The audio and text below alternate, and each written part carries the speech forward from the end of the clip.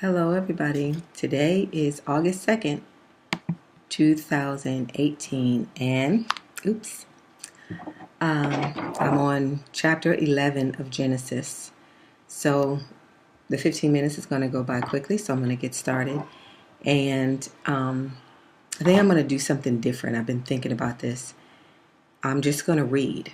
And if there's any questions or anything that someone might want to know more about, then I'll address it in the comments or maybe perhaps make a separate video, but I'm just going to try this. I'm not really sure how to approach it. What would be best, the read a chapter and then discuss the chapter for the rest of 15 minutes, or just read and let you, I don't know. I'm just going to experiment. So chapter 11, Genesis. It says, "And the whole earth was of one language and of one speech. And it came to pass, as they journeyed from the east, that they found a plain in the land of Shinar, and they dwelt there. And they said one to another, Go to, let us make brick, and burn them thoroughly. And they had brick for stone, and slime had they for mortar. And they said, Go to, let us build us a city and a tower, whose top may reach unto heaven. And let us make us a name, lest we be scattered abroad upon the face of the whole earth. And the Lord came down to see the city and the tower, which the children of men builded. And the Lord said, Behold, the people is one, and they have all one language, and this they begin to do. And now nothing will be restrained from them, which they have imagined to do. Go to, let us go down. Thank you, Jesus.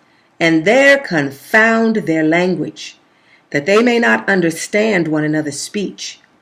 So the Lord scattered them abroad from thence upon the face of all the earth. And they left off to build the city.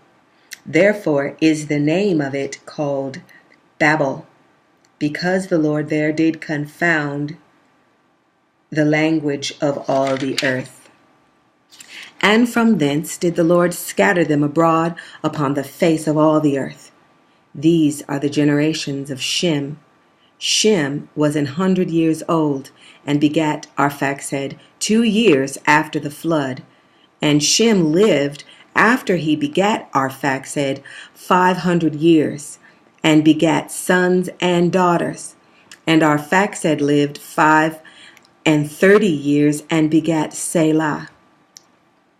And Arphaxad lived after he begat Selah 403 years, and begat sons and daughters.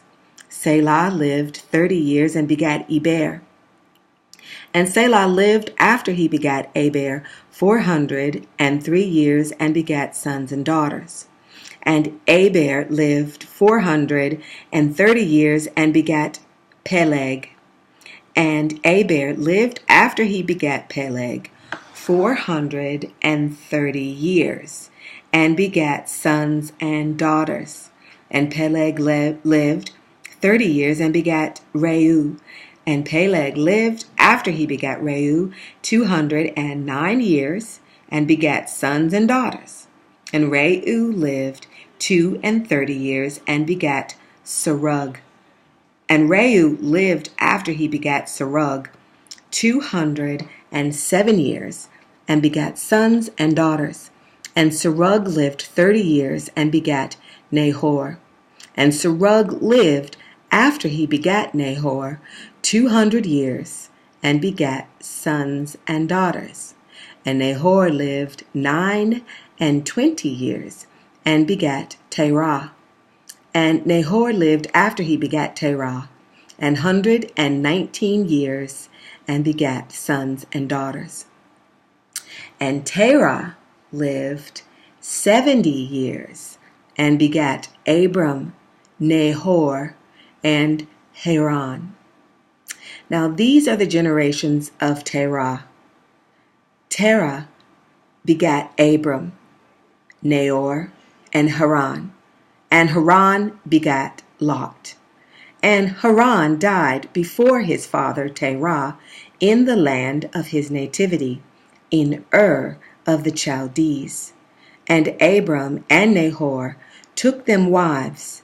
The name of Abram's wife was Sarai, and the name of Nahor's wife Milcah, the daughter of Haran, the father of Milcah and the father of Iscah. But Sarai was barren. She had no child. And Terah took Abram his son, and Lot, the son of Haran, his son's son, and Sarai, his daughter-in-law, and his son Abram's wife. And they went forth with them from Ur of the Chaldees to go into the land of Canaan. And they came unto Haran and dwelt there. And the days of Terah were 205 years, and Terah died. I call him Terah, died in Haran. All right, now, I can't do it. I cannot keep reading. I cannot not talk about this. I can't do it. It's too much in here. All right, woof, I don't have much time. So, the whole earth, verse 1, was of one language and of one speak, and it came to pass as they journeyed from the east that they found a plain in the land of Shinar, and they dwelt there. Everybody was congregating together. Everybody was moving as one people. Okay. And so they decided, let's get brick. Let's make a tower so it can reach into heaven. And they wanted to make a name so they wouldn't be scattered upon the face of the whole earth. So they wanted to make a name for themselves. There's a song. I forget what the name of that group was. Can't think of the name of the group. They say, we built this city. We built this city. They said, they built the city on rock and roll, but whatever. But the point was, they built this city. It was praising themselves, okay? Man is so great. This is where we are right now. This is where we are right now.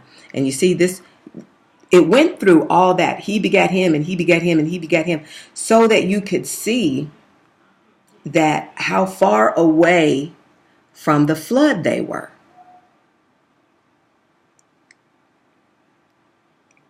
They weren't very far away from the flood when this happened. Just a few generations. I want to look at my chart here and see if I can figure out. So, as we were reading the lineage of Shem, we got to one named Peleg. And that, it says he was named that. His name was Peleg.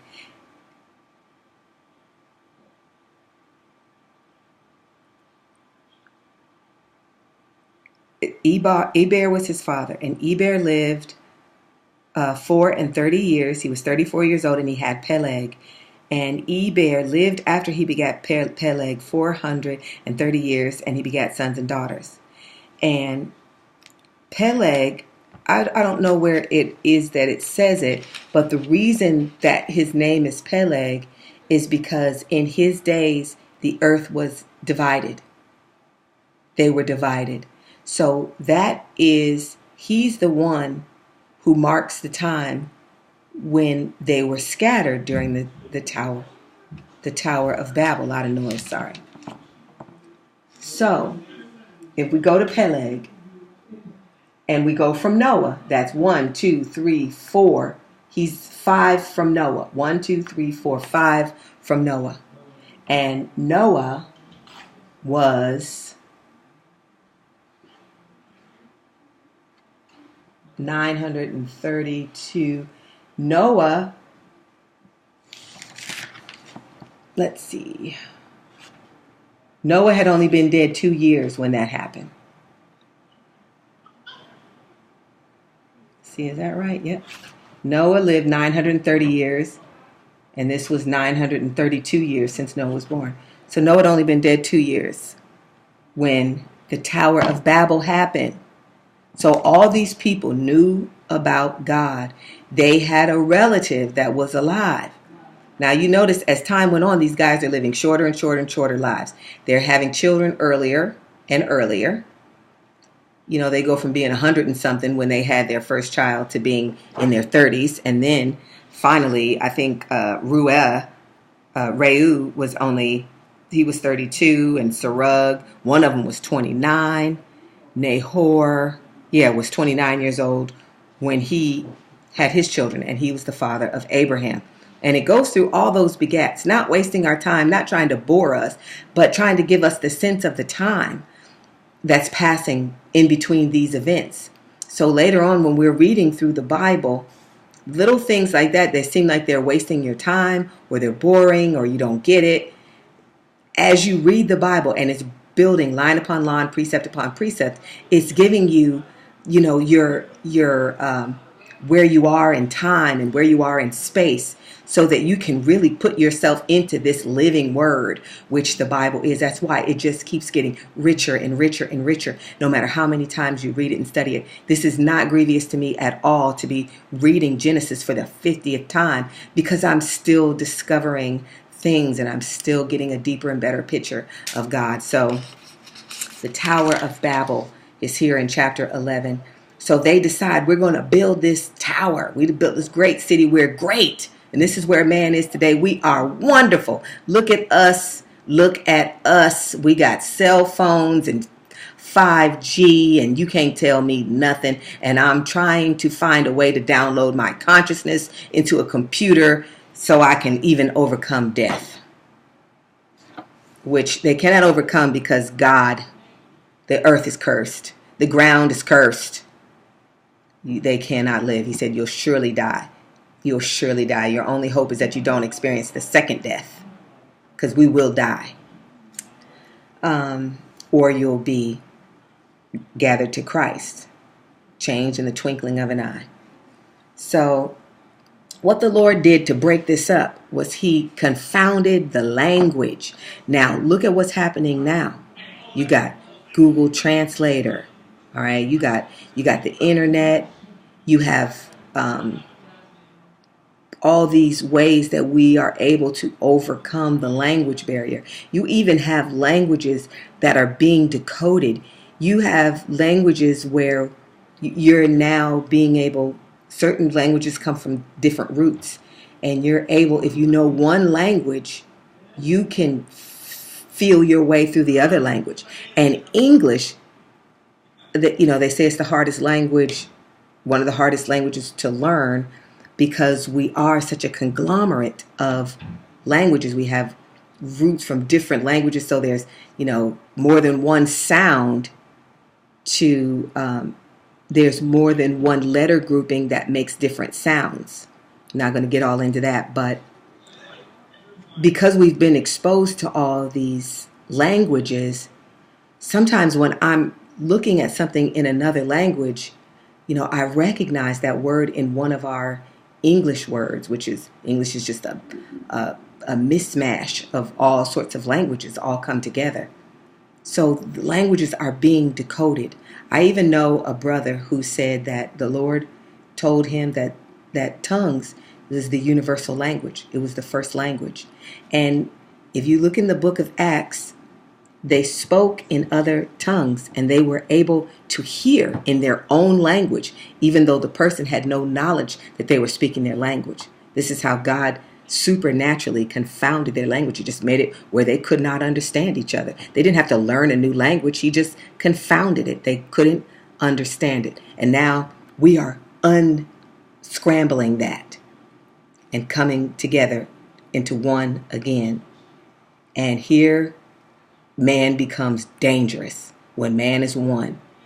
Communism, collectivism, this group think thing that we have on, the we are the world, Pope Francis, let's all come together and sing Kumbaya and worship the devil. There was more I wanted to say, but 15 minutes goes by so fast. God bless you.